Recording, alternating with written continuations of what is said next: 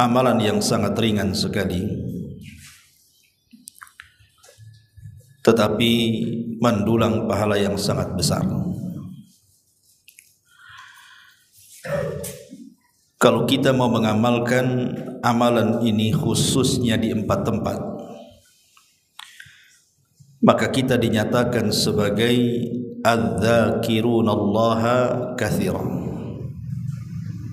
orang yang banyak melakukan zikir atau disebut dengan ahli zikir. Bagaimana caranya supaya kita disebut ahli zikir?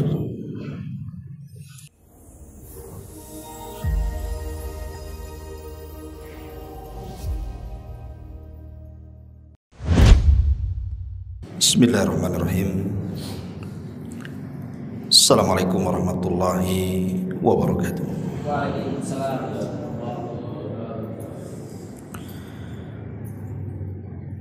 Alhamdulillah. Alhamdulillahilladzi hamdan katsiran tayyiban mubarakan fi kama yuhibbu rabbuna wa yarda. Asyhadu an la ilaha illallah wahdahu rabbi la syarika lah wa asyhadu anna Muhammadan abduhu wa rasuluhu alladzi la nabiyya ba'da, amma ba'du. Alhamdulillah, segala puja dan puji hanya milik Allah subhanahu wa ta'ala. Salawat dan juga salam kita tetap curahkan dan limpahkan keharibaan baginda kita Nabi besar Muhammad sallallahu alaihi wa ala alihi wasallam. Ma'asyiral muslimin yang dimuliakan Allah subhanahu wa ta'ala, pembahasan di malam hari ini kita akan membahas amalan yang sangat ringan sekali, tetapi mendulang pahala yang sangat besar. Kalau kita mau mengamalkan amalan ini khususnya di 4 tempat, maka kita dinyatakan sebagai adz-dzakirunallaha katsiran, orang yang banyak melakukan zikir atau disebut dengan ahli zikir. Bagaimana caranya supaya kita disebut ahli zikir? Maka lakukan zikir di 4 tempat setiap hari. Maka kalau kita melakukannya, maka kita sudah dianggap adz-dzakirunallaha katsiran, orang yang banyak melakukan zikir kepada Allah subhanahu wa ta'ala. Ma'asyiral muslimin yang dimuliakan Allah subhanahu wa ta'ala, amalan yang paling mudah dari seluruh amalan yang Allah bebankan kepada kita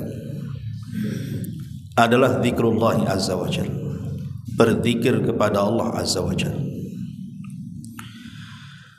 Al-Imam Ibnul Qayyim rahimahullahu ta'ala ketika menyebutkan faedah zikir, beliau mengatakan anna dzikra yuyassirul abda wa huwa qa'idun ala firashihi wa fi suqihi wa fi hali sihhatihi wa saqamihi wa fi hali ni'amihi wa ladzatihi wa ma'ashihi wa qiyamihi wa qu'udihi wa tija'ihi wa safarihi wa iqamatihi. Falaysa fil a'mali syai'un ya'ummul awqat wal ahwal mithlahu hatta innahu yuyassirul abda wa huwa na'imun ala firashihi fayasbiqul qa'im ma'al ghaflah fayusbihu hadha an-na'im wa qad qata'a ar-raqbu wa huwa mustalqin ala firashihi wa yusbihu dhalikal qa'im al-ghafil fi saqatir raqbi wa dhalika fadlullahi yu'tihi man yasha. Kata Imam Ibnul Qayyim rahimahullahu ta'ala, zikir ini adalah amalan yang sangat mudah sekali. Bisa dilakukan dengan duduk di atas pembaringan, bisa dilakukan di pasar, bisa dalam keadaan sehat ataupun sakit, bisa dalam keadaan diberikan nikmat ataupun tidak. Bahkan bisa dilakukan dalam posisi berdiri, duduk, berbaring, safar ataupun ketika mukim. Maka tidak ada amalan yang mencakup seluruh waktu dan keadaan melebihi orang yang berzikir. Sampai zikir ini memberikan keutamaan orang yang tidur di atas pembaringannya lebih utama dibandingkan orang yang terjaga dalam perjalanannya.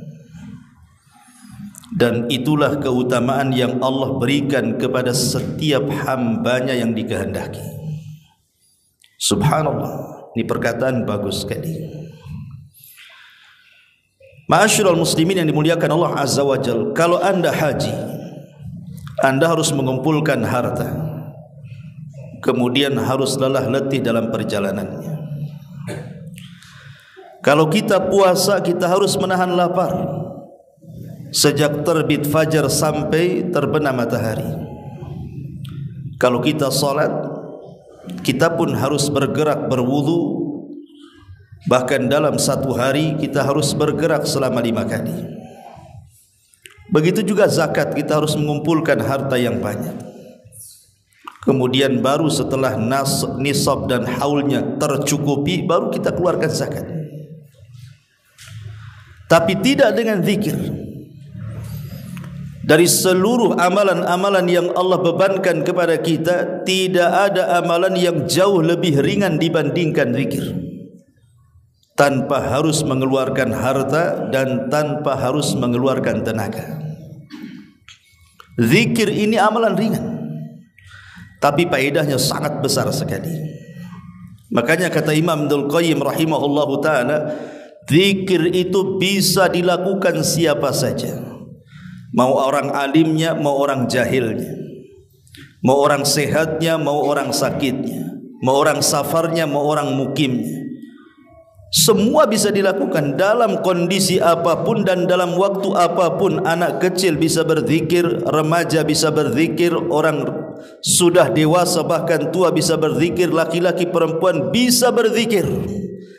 Zikir ini amalan yang tidak ditentukan waktu dan tempat, dan itu amalan yang sangat ringan namun luar biasa faedahnya. Ma'asyiral muslimin yang dimuliakan Allah Subhanahu wa ta'ala, Al-Imam Ibnul Qayyim juga beliau mengatakan bahwa tidak ada azab yang paling besar di dunia melebihi seorang muslim lisannya tidak bisa berzikir. Kata Imam Ibnul Qayyim rahimahullahu ta'ala, dia mengatakan, asyaddun nasi uqubatan fid dunya amyun ayyumsikallahu lisanaka an dzikrillahi azza wajalla. Manusia yang paling berat ujiannya, yang paling berat siksanya di dunia adalah ketika Allah Subhanahu wa ta'ala ketika Allah Subhanahu wa ta'ala tidak bisa menggerakkan hamba ini lisannya untuk berzikir kepada Allah Azza wa Jalla. Makanya ikhwatu fiddin muliakan Allah Azza wa Jalla, perbanyak zikir. Dan kita bisa menjadi ahli zikir dengan sangat mudah. Tidak harus kemudian dari pagi sampai sore, dari sore sampai malam, malam sampai pagi terus kita mengucapkan zikir kepada Allah Azza wa Jalla. Tidak harus seperti itu menjadi ahli zikir. Tapi kalau kita ingin menjadi ahli zikir, maka lakukan zikir di 4 tempat ini dan jangan ditinggalkan. Ma'asyiral muslimin yang dimuliakan Allah Azza wa Jalla, Abdullah ibn Abbas radhiyallahu anhuma mengatakan, ketika memberikan catatan kepada ayat uzkurullaha dzikran katsira, berzikirlah kepada Allah dengan zikir yang banyak, maka beliau mengatakan annahum yadhkurunallaha fi adbaris salawati wa ghuduwan wa ashiyan wa hiya adhkarus sabahi wal masai wa fil madhaji'i idza aradu an-naum wa kullama istayqadha min naumihi wa kullama ghada aw raha min manzilihi dzakarallaha azza wa jalla. Kata Imam Ibnul Qayyim rahimahullahu taala, kalau kita ingin disebut ahli zikir, maka cukup Anda berzikir di 4 tempat. Pertama, berzikirlah setiap selesai solat wajib. Jangan tinggalkan zikir selepas solat wajib. 1. Kemudian yang kedua, wa ghuduwan wa asyiyah wa hiya adhkarus sabahi wal masi. Jangan tinggalkan zikir pagi dan petang. Ada namanya zikir pagi, ada namanya zikir petang. Kemudian yang ketiga, wa fil madhaji idza aradu an-nauma. Dan jangan tinggalkan zikir sebelum tidur. Jangan lupakan zikir sebelum tidur. Dan juga tentunya selepas bangun dari tidur. Dan yang keempat, wa kullama ghada aw raha min manzilihi dzakarallah. Atau setiap kita keluar rumah dan masuk rumah. Maka kalau kita mengerjakan 4 perkara ini, kata Abdullah ibn Abbas radhiyallahu anhuma, maka kita dianggap ahli zikir. Bahkan Imam Ibnu Salah rahimahullahu taala, beliau mengatakan bahwa kita dianggap ahli zikir itu cukup 3 tempat saja, itu sudah dikatakan ahli zikir. Pertama, zikir selepas salat wajib. Yang kedua, zikir sebelum tidur. Dan yang ketiga, zikir pagi dan petang. Jadi cukup 3 ini saja, kata Imam Ibnu Salah, maka Anda sudah dianggap ahli zikir. Dan Abdullah ibn Abbas menambahkan, setiap keluar rumah dan masuk rumah. Ma'asyiral muslimin yang dimuliakan Allah Subhanahu wa taala, orang yang paling jauh dengan Allah adalah orang yang keras hatinya. Dan keras hati itu dikarenakan dia tidak pernah berzikir kepada Allah Subhanahu wa taala. Ulama mengatakan dawaul qalbi khamsatu asya. Obat kerasnya hati itu ada 5. Qiraatul Quran bitafakkur. Yang pertama, baca Quran tetapi bukan hanya dibaca, berusaha direnungkan. Yang kedua, wa khala'ul batni. Jangan kenyang-kenyang kalau makan, karena kenyang makan itu mengakibatkan kita mudah ngantuk, malas, sehingga kita dilupakan dari zikir. Kemudian yang ketiga, wa qiyamul laili, qiyamul lail. Kemudian yang keempat, wa tadarru indas sahar, berzikir ketika di waktu sahur di sepertiga malam akhir. Dan yang kelima, wa mujalasatus salihin, duduk dengan orang-orang saleh. Inilah 5 perkara yang bisa menghilangkan kerasnya hati. Karena kerasnya hati itu dicela dalam Al-Quran, fawailun lil qasiyati qulubuhum min dzikrillahi ulaika fi dhalalim mubin. Maka celakalah yang sangat besar bagi mereka yang mengeras hatinya bagaikan batu dan mereka tidak mengingat Allah, maka mereka dalam kesesatan yang nyata, kata Allah. Ma'asyiral muslimin yang dimuliakan Allah Subhanahu wa taala, makanya kedekatan seorang hamba dengan Allah itu ketika hati tenang. Ala bi dzikrillahi tatmainnul qulub. Ingatlah dengan zikir itulah yang menjadi menenangkan hati kita, ikhwan. Artinya makna kebalikan daripada ayat ini, orang yang tidak pernah berzikir berarti tidak tenang. Ketika tidak tenang, banyak masalah yang dia akan hadapi. Orang kalau tidak tenang hatinya, masalah akan banyak, ikhwan. Makanya ada istilah para ulama itu, di antara penyebab terbesar datangnya banyak penyakit dalam badan itu karena tidak ada ketenangan dalam hati. Kenapa orang itu sampai kemudian datang penyakit gula, datang penyakit darah tinggi, kolesterol, macam-macam penyakit yang bahaya itu. Itu salah satunya karena tidak tenang hatinya. Makanya kenapa kata para ulama, tenangkan hati dengan cara berzikir kepada Allah Subhanahu wa taala. Kalau seseorang kemudian mulai tidak tenang hatinya, memikirkan sesuatu yang belum terjadi.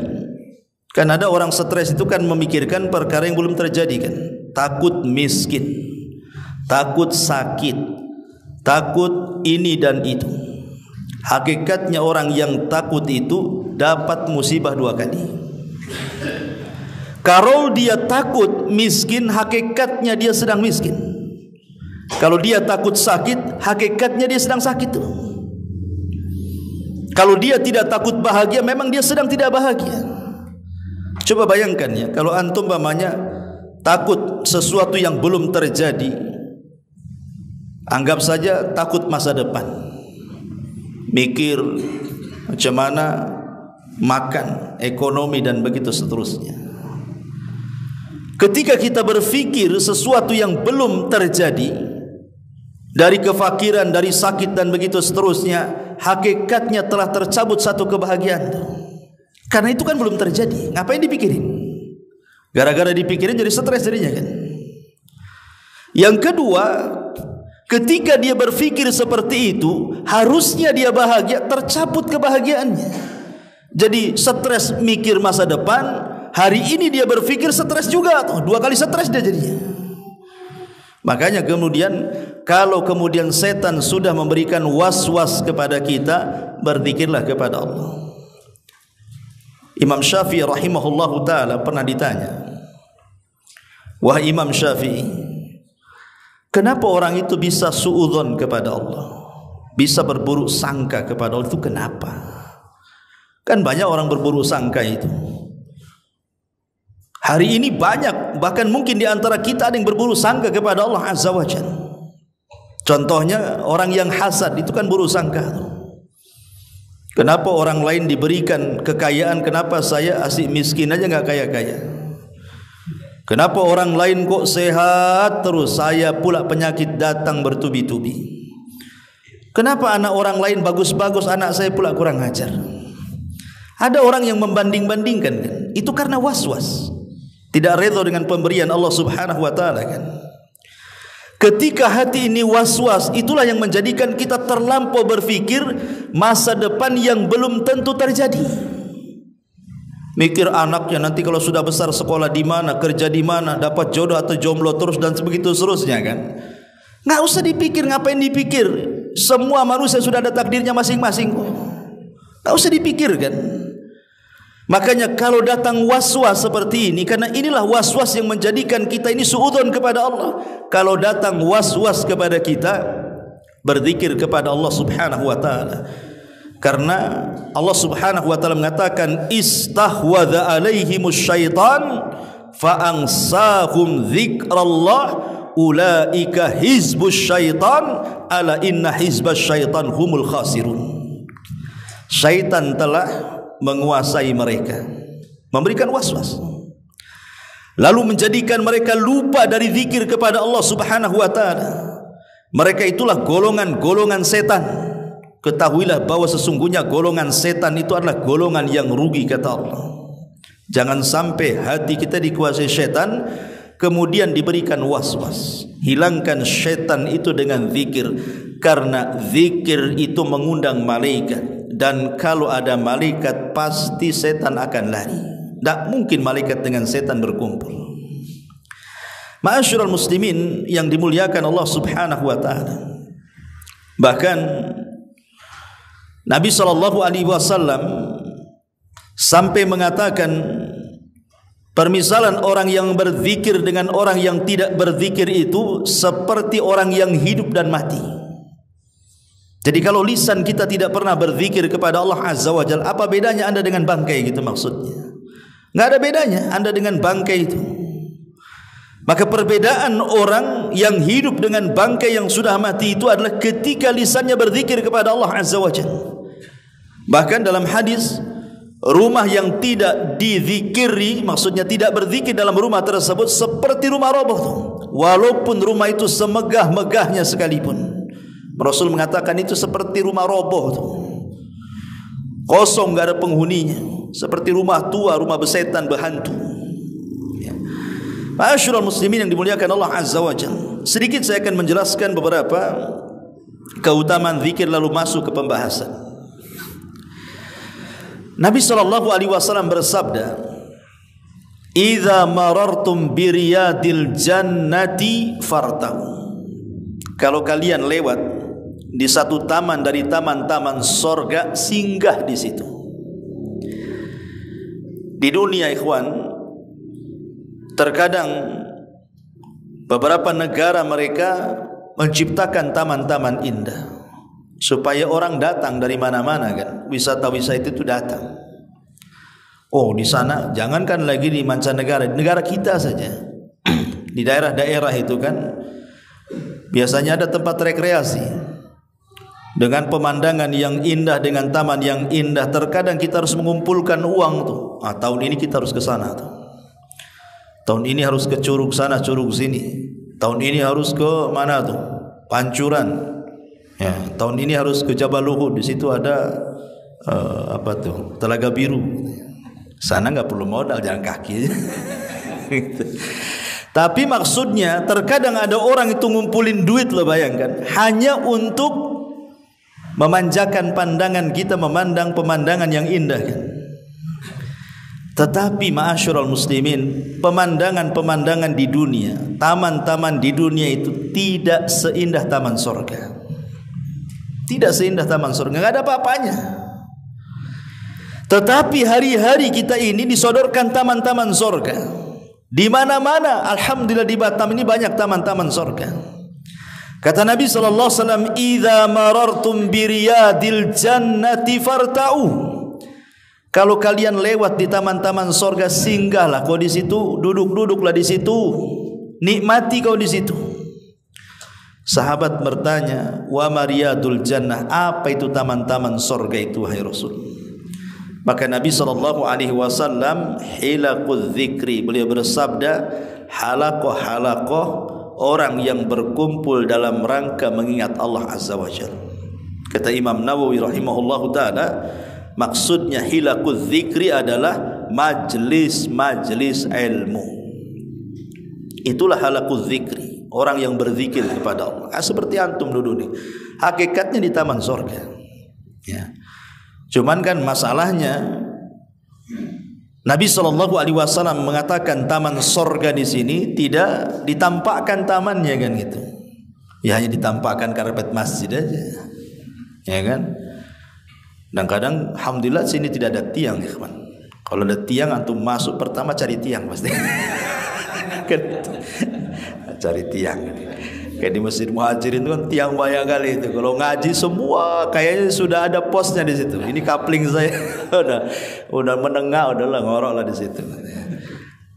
Ma'asyiral muslimin yang dimuliakan Allah Azza wa Jalla. Bahkan Syekhul Islam Ibn Taimiyah rahimahullahu taala mempermisalkan, "Az-dzikru lil qalbi mithlul ma'i lis-samaki. Fa kaifa yakunu halus samaki idza faraqal ma'?" Kata Imam Ibn Taimiyah rahimahullahu ta'ala, kedudukan zikir dalam hati kita itu seperti ikan dimasukkan ke dalam akuarium. Coba kalau ikan keluar dari air, maka dia akan loncat sana loncat sini kan. Tapi kalau dia sudah dimasukkan ke dalam air, tenang rasanya. Itulah kedudukan zikir kepada hati bagaikan ikan di dalam air. Tenang rasanya. Dia tidak kepo lagi. Tetapi orang yang jarang berzikir itu seperti antum nangkap burung liar, dimasukkan ke dalam sangkar. Burung liar antum baru tangkap, masukkan ke sangkar. Dia enggak kerasan di sangkar, yang biasa dihirup di alam liar. Pasti dia akan gerebak-gerebuk kan, cari tempat keluar dari situ. Kecuali kalau burungnya udah lama di situ. Tapi kalau burung liar dimasukkan, mana dia kerasan dalam sangkar. Itulah orang yang berzikir dengan orang yang tidak berzikir. Antum yang biasa ngaji, memang betul-betul dari rumah itu niat ngaji ke sini. Insya Allah antum bertahan di sini. Asal jangan lewat 2 jam aja. Ya 1 jam lah biasa ngaji, bertahan lah antum di sini itu. Coba antum mencari kawan nggak pernah ngaji, aja tukang ojek tuh nggak pernah ngaji, atau siapalah antum dapat kawan, ayo kita ke Al-Fajri ngaji. Nggak akan kerasan dia, nggak akan kerasan. Pasti pantatnya goyang-goyang gitu. Lama kali, padahal baru 2 menit. Kenapa? Karena dia tidak pernah terbiasa dengan zikir dia. Orang yang tidak berbiasa zikir ya seperti itu jadinya tuh. Gerak maunya pergi saja. Karena Ibnu Taimiyah rahimahullahu taala mempermisalkan kedudukan zikir dengan hati itu seperti ikan di dalam kolam. Dia akan senang, tenang gitu ya. Karena memang itulah tempatnya di situ. Ma'asyiral muslimin yang dimuliakan Allah Azza wa Jalla, hebatnya lagi ada sebuah hadis. Nabi sallallahu alaihi wasallam bersabda, "Ala unabbiukum bi khairi min a'malikum wa azkaha inda malikikum wa arfauha fi darajatikum wa khairun lakum min infaqiz zahabi wal warik wa khairun lakum min an talqau aduwakum fatadribu a'naqahum wa yadribu a'naqakum." Faqalu bala ya Rasulullah. Faqala an-nabiy sallallahu alaihi wasallam, dzikrullahi azza wa jalla. Kata Nabi SAW di hadapan para sahabatnya, maukah ku beritahu kalian satu dengan amalan terbaik yang kalian amalkan. 2, amalan ini bisa membersihkan hati-hati kalian di hadapan Rabb kalian. 3, amalan ini bisa mengangkat derajat-derajat kita kelak di surga Allah Subhanahu wa taala. Kemudian sudah 3 tuh, 4, dan amalan ini jauh lebih baik dibandingkan anda keluarkan emas dan perak kemudian anda sumbangkan semuanya.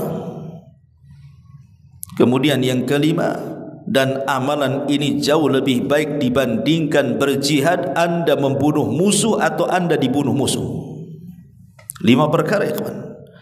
Amalan terbaik bisa membersihkan hati kita di hadapan Allah, bisa mengangkat derajat kita di sorga, bisa mendapatkan amalan yang pahalanya jauh lebih baik daripada infak emas dan perak, dan juga yang 5, pahalanya jauh lebih baik dibandingkan jihad. Ya, luar biasa amalan apa ini? Maka Nabi SAW ditanya, apa itu Rasul amalan itu? Kok hebat kali bisa mendapatkan 5 keutamaan sekaligus ya. Maka Nabi SAW mengatakan, zikrullahi ta'ala, cukup berzikir. Sekali antum duduk, astaghfirullah, astaghfirullah, astaghfirullah, subhanallah, subhanallah, alhamdulillah, Allahu akbar, la ilaha illallah. Cukup duduk 5 menit saja, anda sudah mendapatkan 5 keutamaan ini. Coba, amalan terbaik bisa membersihkan hati, bahkan bisa mengangkat derajat kita di sorga, lebih baik daripada amalan infak emas dan perak, bahkan lebih baik dibandingkan jihad. Bukan amalan ringan, tapi pahalanya luar biasa. Tapi tidak juga kita ini tertarik dengan zikir ini. Zikir ini kan bisa antum lakukan, hatta ketika ngaji seperti ini antum bisa berzikir. Antum pulang dari sini di jalan dalam motor itu juga bisa zikir. Ibu-ibu ketika jalan ke pasar, ketika di pasar, ketika memasak, ketika menyusui, ketika tidur, semua bisa dilakukan kan. Tapi itulah kadang-kadang syaitan tidak suka orang yang lisannya berzikir kepada Allah, maka disibukkan dengan perkara-perkara syahwat dan syubhat. Disibukkan dengan handphone itu. Hari ini kan zikirnya zikir handphone. Duduk nengok YouTube kan. Nanti selesai ganti YouTube lain lagi, ganti YouTube lain. Apalagi yang para main TikTok pula kan itu. Main TikTok kawan kan. Sekarang kan musim tuh main TikTok, Instagram apalah kan. Satu hari dia pegang handphone. Allah tidak ingat nggak ada masalah, tapi handphone jangan sampai tidak ingat kan di sekarang ini. Coba bayangkan kalau seandainya nih handphone lupa di rumah, wah dah macam-macam pikiran kita itu. Balik kita ngambil handphone. Tapi kita lupa berzikir kepada Allah Subhanahu wa taala, enggak peduli. Pada Allah Subhanahu wa taala dengan sangat tegas dalam Al-Qur'an itu. Bagaimana Allah Subhanahu wa taala katakan wala takunu kalladzina nasullaha fa ansahum anfusahum ulaika humul fasiqun. Dan janganlah kamu seperti orang-orang yang melupakan Allah lalu Allah menjadikan mereka lupa kepada mereka sendiri. Mereka itulah orang-orang fasik. Kan? Dibilang orang fasik. Ya. Jadi Allah melupakan kepada diri kita sendiri gitu kan. Dan kenyataannya kalau orang sudah megang handphone memang lupa kan? Lupa. Bahkan yang lebih parah itu rasa malu hilang kawan. Dulu zaman belum ada handphone kawan, kalau ada orang tertawa sendiri itu kita bilang gila. Gila ya. Kenapa? Ketawa sendiri. Sekarang orang handphone tuh di halayak ramai, tak tengok apa, ketawa dia sendiri kan. Enggak dibilang gila. Karena sama-sama gila dengan sampingnya juga main handphone masalahnya kan gitu. Tak mungkin orang gila bilang gila sama orang gila kan itu. Oh semuanya gila. Hilang rasa malunya. Nauzubillah. Ya. Bahkan saya lihat tuh pernah lewat ya di gang itu di perumahan. Ada perempuan. Ya, dia joget-joget. Nggak ada musik apa, joget aja. Saya bilang orang ini kok ngapain joget-joget sendiri? Rupanya ada handphone di depan. Oh, joget depan handphone, mungkin lagi main TikTok mungkin dia kan. Kita tidak tahu juga. Kok ada kalau orang joget-joget dulu dibilang gila orang dulu. Nah, sekarang nggak bisa. Ya, sekarang orang gila dibilang waras, orang waras dibilang gila. Kan itu dibalik sekarang kehidupan dunia ini. Ma'asyiral muslimin yang dimuliakan Allah Subhanahu wa taala. Para ulama berselisih pendapat memang tentang kapan orang itu disifatkan sebagai adz-dzakirin Allah katsira, ahli zikir. Kapan orang itu dikatakan ahli zikir? Memang terjadi khilaf ulama. Pertama, tadi pendapat Abdullah ibn Abbas radhiyallahu anhuma dan pendapat Imam Ibnu Salah bahwa cukup orang itu dikatakan ahli zikir kalau tidak meninggalkan zikir di 3 tempat atau di 4 tempat. Kalau Ibnu Salah mengatakan 1 zikir sebelum tidur, 2 zikir pagi dan petang, 3 zikir selepas salat wajib. Dan Abdullah ibn Abbas radhiyallahu anhuma dari kalangan sahabat menambahkan zikir ketika keluar rumah dan masuk rumah. Kalau kita tidak meninggalkan 4 perkara ini, zikir sebelum tidur, zikir ketika pagi dan petang, zikir ketika keluar dan masuk ke dalam rumah, dan zikir selepas salat wajib, maka anda dikatakan adz-dzakirunallaha katsira, ahli zikir. Dan ahli zikir itu ikhwan selebritis langit. Antum akan disebut-sebut nama antum di atas langit sana. Allah akan menyebut kita di hadapan para malaikat Jibril, Mikail, Israfil, semua malaikat. Nama kita itu masyhur di langit. Itu ahli zikir itu. Memang dia tidak masyhur di dunia, tapi dia masyhur di langit. Itulah selebritis langit.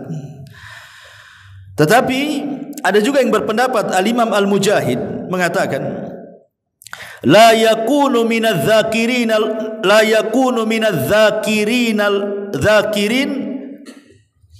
wadz-dzakirat hatta yadhkurallaha qa'iman wa qa'idan wa muttaji'an.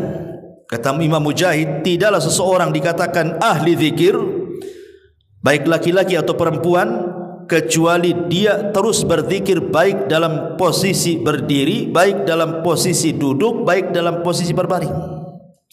Pokoknya zikir terus. Ya. Kemudian Imam Atha lain lagi berpendapat.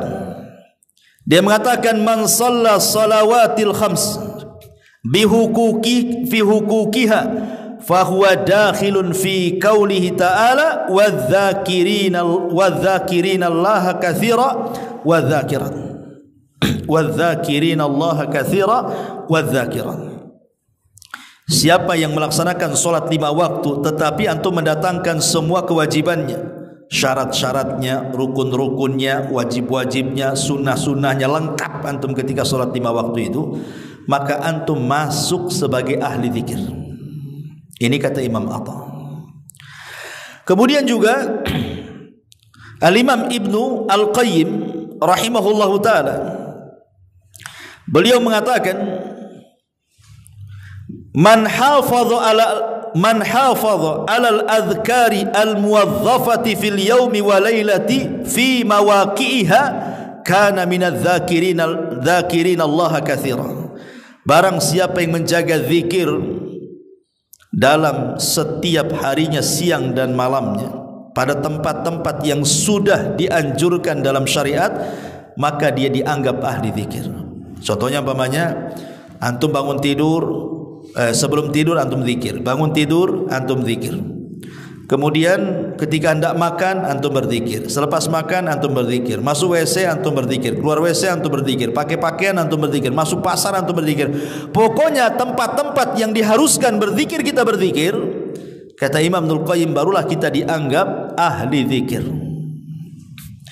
Dan Syekh bin Baz rahimahullahu taala pernah ditanya, kapan orang itu dikatakan ahli zikir? Maka ajab, dia menjawab, idza hafadha ala ta'atillahi wa rasulih wa taraka ma harramallahu wa rasuluh. Apabila dia menjaga ketaatan kepada Allah dan Rasulnya dan meninggalkan yang diharamkan Allah dan Rasulnya, maka dia dianggap ahli zikir. Jadi Syekh bin Baz beliau berfatwa seperti itu. Tapi ma'asyiral muslimin yang dimuliakan Allah Subhanahu wa taala, kita memilih pendapat yang pertama kan itu ya. Kalau kita ingin dianggap ahli zikir, maka ambillah fatwa daripada Abdullah bin Abbas atau Imam Ibnu Salah rahimahullahu taala. Cukup ini saja. Kalau kita mau lakukan di 4 tempat ini, kita sudah dianggap ahli zikir sebenarnya. Dan ini kan mudah sebenarnya, cuman malas dalam melaksanakannya. Padahal mudah sebenarnya. Sebelum tidur antum berzikir. Kan bisa saja sebentar, enggak lama zikir itu. Ya. Kemudian bangun tidur juga berzikir sebentar. Alhamdulillahilladzi ahyana ba'da ma amatana wa ilaihi nusyur kan gitu ya.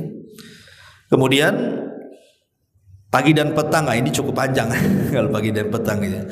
Kalau antum tidak hafal, belilah bukunya, kan ada itu, sudah ada bukunya itu, terjemahan lagi ya, dengan artinya lagi itu.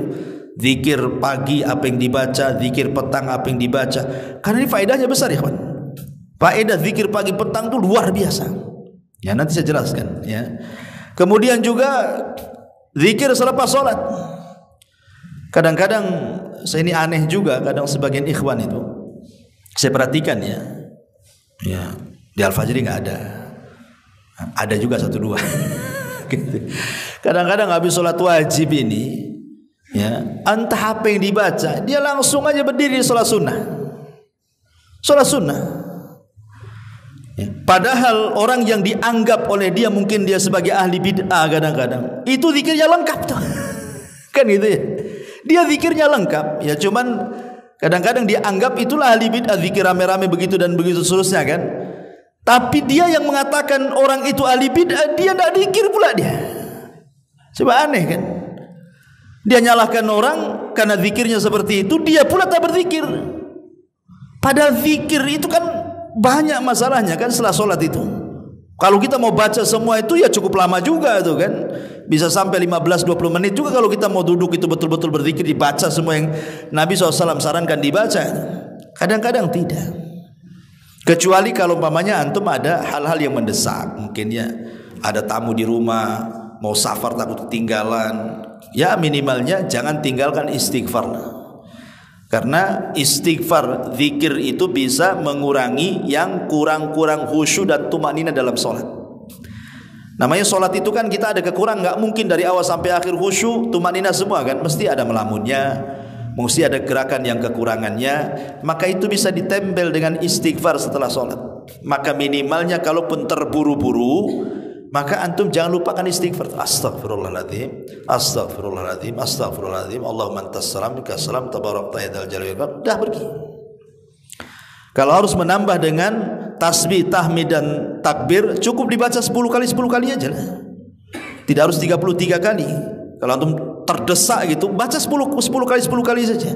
Subhanallah, subhanallah, subhanallah, subhanallah, subhanallah, subhanallah, subhanallah, subhanallah, subhanallah, subhanallah. Kan itu ya. Allahu akbar, Allahu akbar, Allahu akbar, Allahu akbar, Allahu akbar. Allahu akbar, Allahu akbar, Allahu akbar, Allahu akbar, Allahu akbar. Alhamdulillah, alhamdulillah, alhamdulillah, alhamdulillah, alhamdulillah. Sudah pergi antum. Kan itu ya. 10 kali cukup. Tapi kalau nyantai, ya kalau bisa 33 kali. Ya, tasbih 33, tahmid 33, kemudian juga takbir 33, genapkan dengan la ilaha illallah 100. Atau bisa juga dengan tasbih 33, tahmid 33, takbir 34, 100 juga. Ya. Jadi bisa dua-duanya. Ma'asyiral muslimin yang dimuliakan Allah Azza wa Jalla. Atau dibuat 99 aja enggak masalah, enggak harus digenapkan 100. Membaca tasbih 33, takbir 33, tahmid 33. Kan ada 4 cara zikir setelah salat itu ketika baca takbir, tahmid dan tasbih itu. Ya. Baik. Ma'asyiral muslimin yang dimuliakan Allah Azza wa Jalla. Dan zikir ini ada 2 cara. Pertama, zikir yang menghubungkan lisan dengan hati, dan ini sebaik-baik zikir, menghubungkan lisan dengan hati. Dan yang kedua, zikir lisan tanpa hati. Maksudnya antum lagi main-main, lagi berkendaraan, lagi fokus gitu kan, takut nabrak, takut apa, nggak apa-apa dengan lisan, subhanallah, nggak ada masalah, walaupun tidak diresapi dengan hati. Ya. Walaupun sebaik-baiknya kalau kita bisa kemudian meresapi dengan hati karena paham maknanya. Kalau kita membaca subhanallah, kita paham apa makna subhanallah itu. Kalau kita mengucapkan alhamdulillah, kita paham makna alhamdulillah. Ketika kita mengucapkan Allahu akbar, kita paham makna Allahu akbar. Itu lebih baik lagi.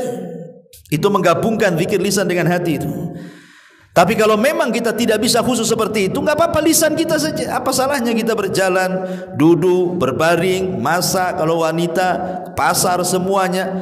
Lisan kita kalau bisa ratban an dzikrillah, basah dengan zikir kepada Allah Subhanahu wa taala. Karena disebutkan dalam sebuah hadis Nabi SAW dari Abdullah ibn Bushr radhiyallahu an, seorang laki-laki datang kepada Rasulullah dan mengatakan, "Ya Rasulullah, inna syara'i al-Islam qad kasurat alayya." Rasul, syariat-syariat Islam yang kau tugaskan kepadaku sudah banyak dan aku bisa melakukan semuanya. Fa akhbirni bi syai'in atashabbathu fihi. Habarkan kepadaku amalan yang terus-menerus tidak ada hentinya. Maka Nabi SAW mengatakan, la yazalu lisanuka ratban min dzikrillah. Kalau begitu jadikan lisanmu terus basah dengan zikir kepada Allah Azza wa Jalla. Itu amalan yang tidak ada jedanya enggak ada tuh. Kalau salat kan nunggu waktu. Ya nunggu waktu zuhur ke asar, asar ke maghrib. Ini enggak, kalau ingin terus-terusan di ibadah, ya zikir aja lah itu. Itu enggak ada waktu yang menentukan dia. Karena zikir tidak terbatas waktu dan tidak terbatas tempat. Ma'asyiral muslimin yang dimuliakan Allah Subhanahu wa taala. Adapun ancaman orang yang malas berzikir, disebutkan dalam sebuah ayat, tepatnya dalam surah Az-Zukhruf ayat 36-37. Wa man ya'shu an dzikrir rahmani nuqayyid lahu syaitanan fahuwa lahu qarin. Barang siapa yang berpaling dari mengingat Rabbnya, mengingat zat yang maha pemurah Allah Subhanahu wa ta'ala, maka kami akan berikan setan yang akan menyesatkannya. Maka setan itulah yang akan menjadi teman selama dia melakukan perjalanannya. Artinya akan terus menyertainya. Setan tidak akan lepas dari dia. Itulah orang Yang tidak pernah berzikir berarti dia menjadi temannya setan. Kemana-mana setan sama dia. Ya, cuman kan nggak nampak saja. Kalau nampak antum pergilah kan itu ya. Nah, setan nggak nampak. Kalau ditampakkan itu antum sedang berkawan dengan setan tuh sebenarnya. Nah, itulah orang yang jauh dari zikir kepada Allah Azza wa Jalla.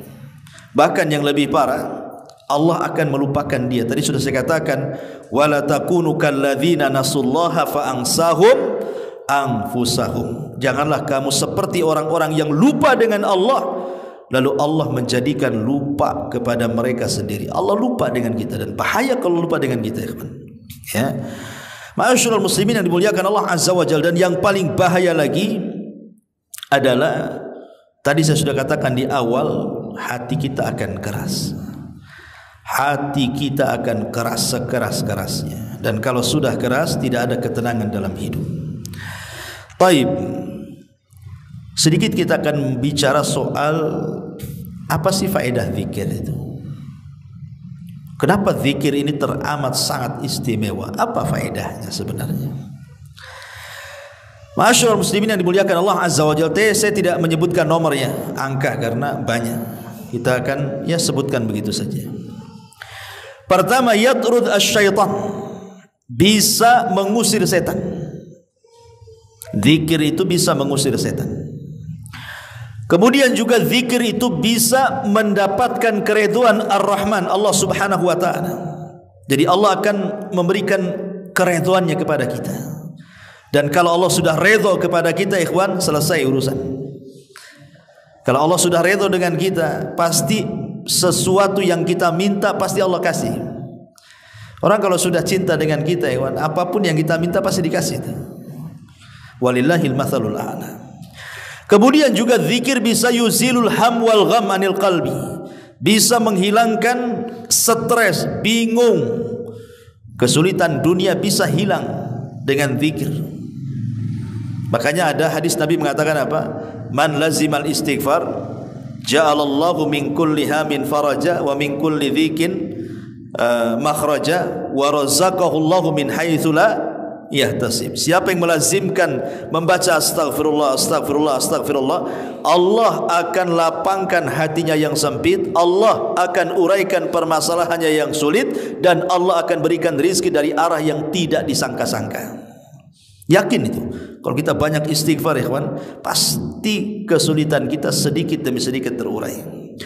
Kemudian zikir juga yuqawwil qalba wal badan, bisa menguatkan hati dan badan. Seperti zikir apa? La haula wala quwata illa billah. Kalau kita yakin, kalau kita selalu membaca la haula wala quwata illa billah, ikhwan, ini bisa mengobati penyakit, ikhwan. Ketika Allah Subhanahu wa taala menciptakan arsy, kemudian Allah menciptakan malaikat pemikul arsy, apa kata Allah? Tugas kamu mikul ini, katanya. Kata malaikat arsy, mana sanggup saya memikul makhluk sebesar ini, kata malaikat arsy ini. Padahal besarnya malaikat arsy itu, kakinya sampai ke dasar bumi yang paling dalam, kemudian badannya menjulang melewati langit pertama sampai ke 7, sampai ke kursi, sampai ke sidratil muntaha, sampai ke sorga, sampai tanduknya, itulah yang memikul arsy itu. Segede gitu malaikat arsy, dan itu jumlahnya 8. Mereka enggak sanggup. Kemudian Allah Subhanahu wa taala, kalau begitu ucapkan la haula wala quwata illa billah. Tidak ada daya dan kekuatan kecuali milik Allah. Maka malaikat pemikul arsy, mereka berzikir dengan la haula wala quwata illa billah, tiba-tiba Allah berikan kekuatan, dia bisa memikul arsy.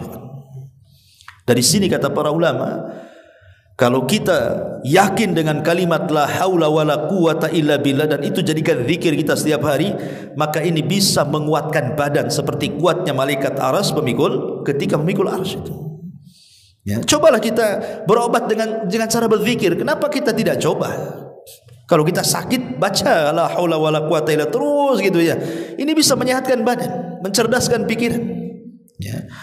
Karena di antara manfaat zikir itu yuqawwil qalba wal badan. Hati akan kuat, badan juga bisa kuat tuh. Kemudian juga yunawwir al-wajh wal qalb. Orang yang suka berzikir kepada itu bercahaya hatinya, bercahaya wajahnya, tidak suram. Karena dia selalu mengingat Allah Subhanahu wa taala. Orang yang sering ibadah nampak wajahnya. Ya, nampak wajahnya. Orang kalau sering berwudu satu hari 5 kali itu udah membersihkan wajah kita. Makanya lihat orang yang sholat dengan orang yang tidak sholat nampak dari wajahnya kok. Gak pernah sholat, suram. Taib. Kemudian zikir itu yajlibur rizku, bisa mendatangkan rizki. Memperbanyak zikir itu bisa mendatangkan rizki. Kemudian yurithuhul mahabbah, bisa melahirkan kecintaan kita kepada Allah Azza wa Jalla.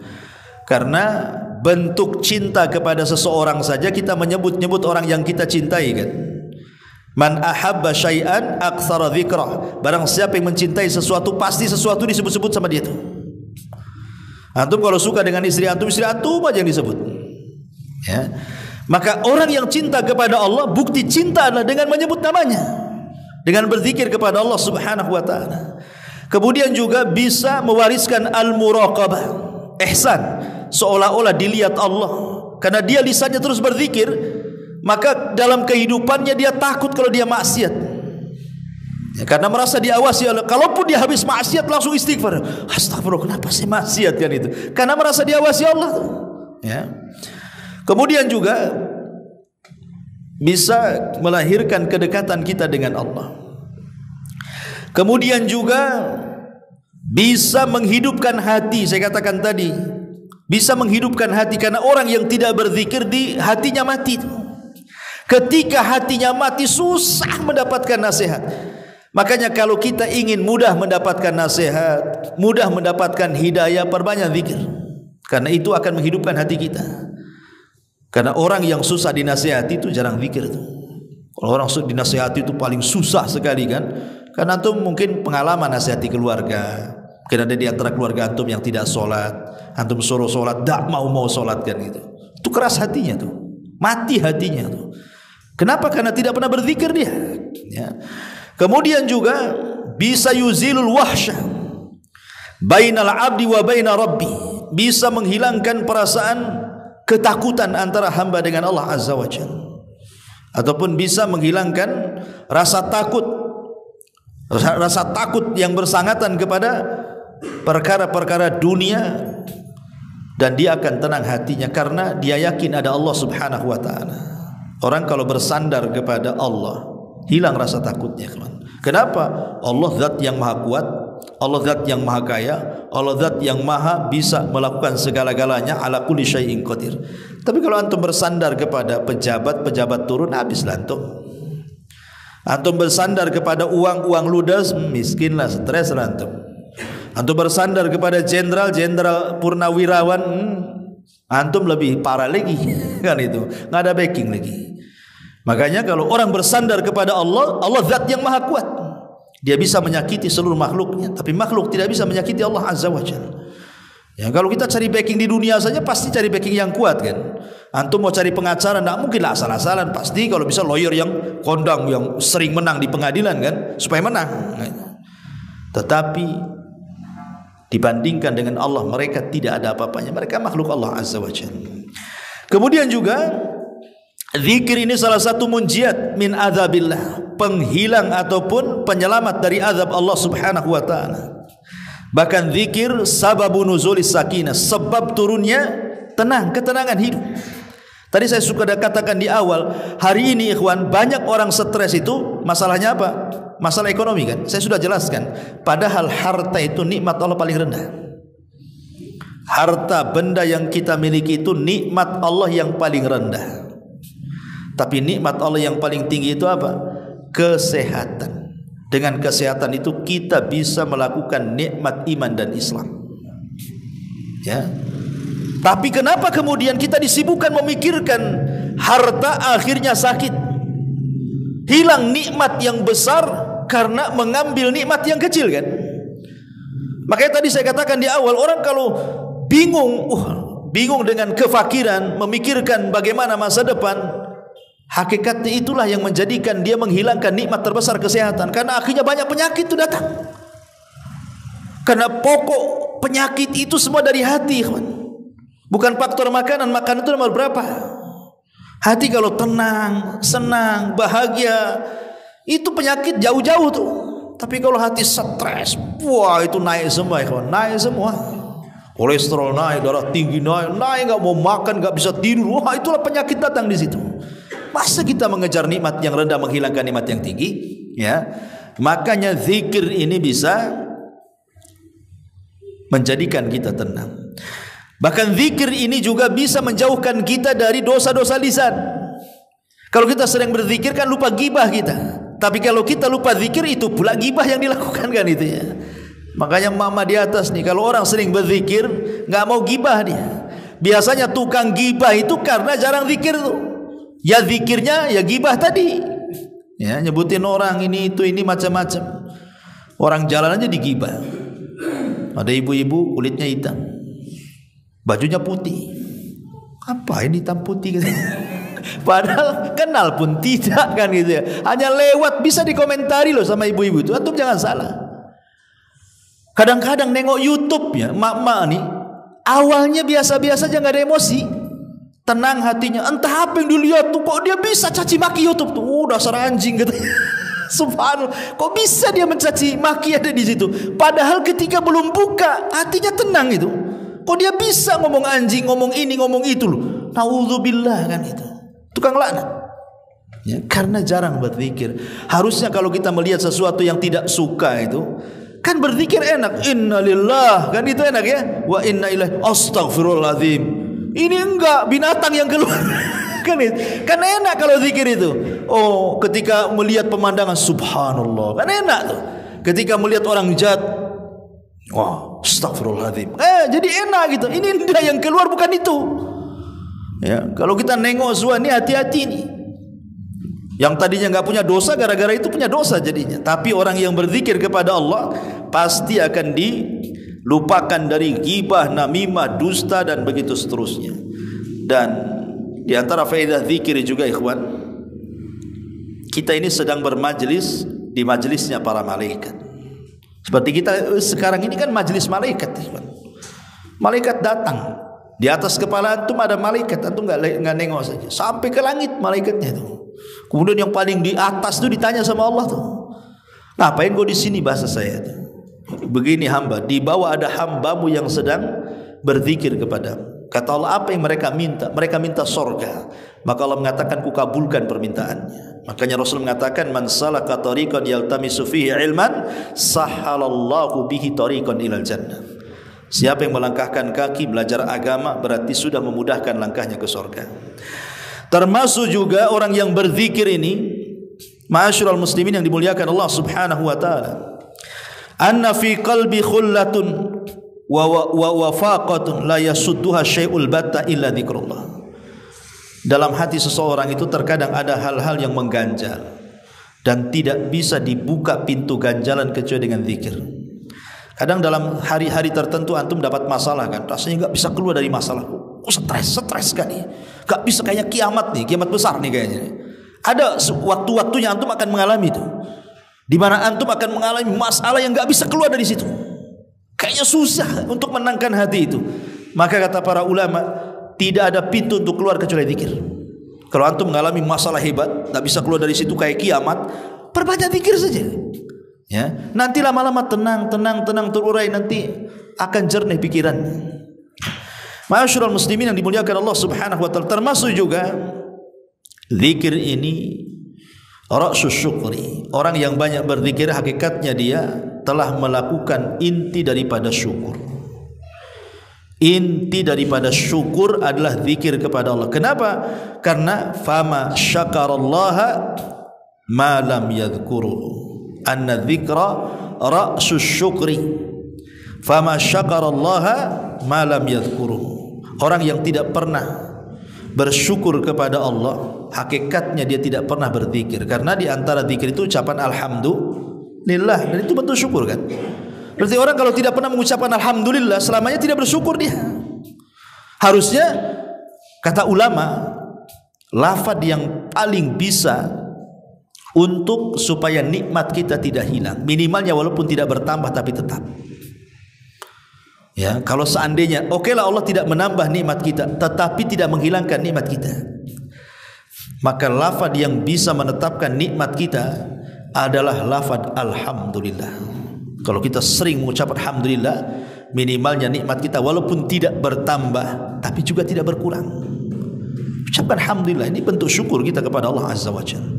Karena penduduk sorga juga pertama kali masuk ke dalam sorga itu yang diucapkan alhamdulillahilladzi hadana li hadza wa ma kunna linahtadiya laula an hadanallah. Ini ucapan pertama di sorga, alhamdulillah, ya. Kemudian juga anna akrama al khalqi ala Allah minal muttaqin ma la yazal lisanuhu ratban bi dzikrillah. Orang yang paling mulia adalah orang yang bertakwa selama lisannya tidak pernah kering untuk berzikir kepada Allah. Kemudian juga anna dzikru aslul mualati lillah. Zikir itu asal kita ini bermualah, artinya meletakkan loyalitas kita kepada Allah Azza wa Jalla. Dan zikir juga bisa cepat mendapatkan nikmat dan bisa mencegah bahaya. Zikir itu bisa mencegah bahaya. Kalau antum lagi naik motor, lagi naik mobil, lagi di kendaraan, antum zikir saja. Ya, karena yang namanya di jalan itu kita tidak tahu ada bahaya atau enggak. Atau antum mungkin di laut, kita tidak tahu karam atau tidak ininya nelayan ini kan, kapalnya bisa saja ada ombak besar, kita tidak tahu. Ya, itu sebenarnya bisa diselamatkan dengan berzikir kepada Allah Azza wa Jalla. Kemudian juga zikir kepada Allah Azza wa Jalla adalah termasuk as-sabiquna min baini amalil akhirah.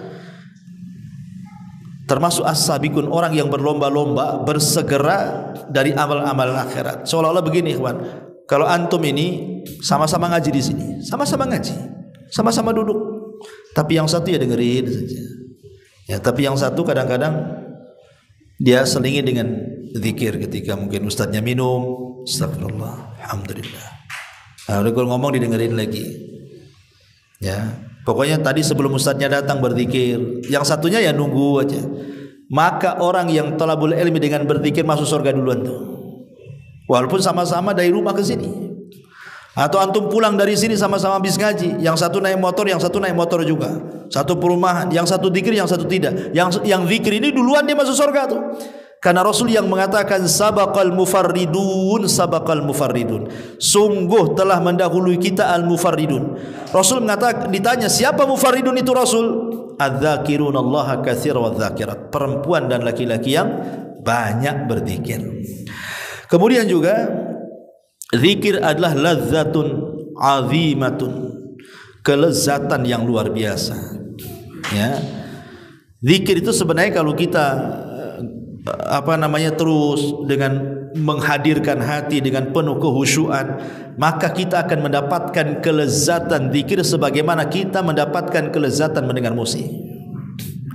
Masalahnya kita enggak pernah berzikir tapi mendengar musik terus-terusan, sehingga tidak akhirnya mengatakan saya lebih suka dengar musik.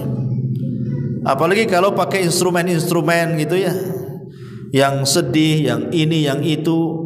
Kadang-kadang ada zikir yang diselingi musik, sebenarnya dia bukan terharu dengan zikirnya, tapi musik yang menyertai zikirnya. Kan itu ya? Kan ada orang yang ceramah atau apa gitu ya.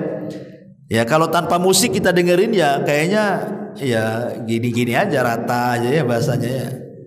Tapi ketika dikasih backsound musik, kayaknya lebih khusyuk dengerin itu. Sebenarnya ada khusyuk bukan dengar kajiannya, tapi musik yang menyertainya sebenarnya.